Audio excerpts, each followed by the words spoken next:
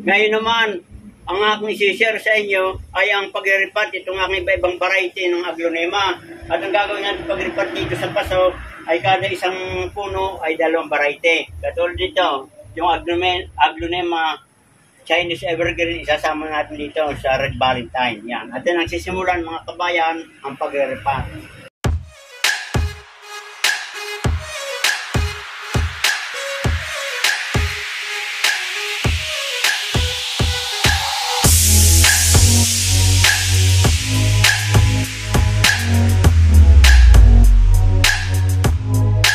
Yan, ito natapos na yung ating pag-repot ng mga aglonema na iba't ibang variety.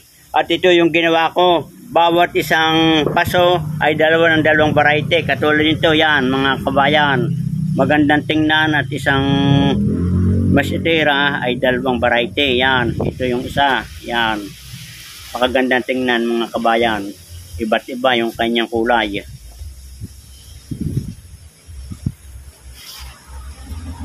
O yan, ito naman, yan.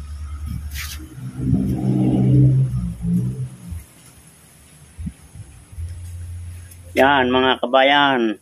Ito naman yung Chinese Evergreen. So yan mga kabayan.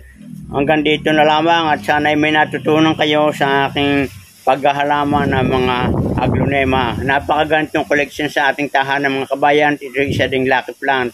At ito'y air purifying na naglilinis ng hangin sa ating kapaligiran. Good luck and good health at sana nagustuhan ninyo. Ingat kayo mga kabayan.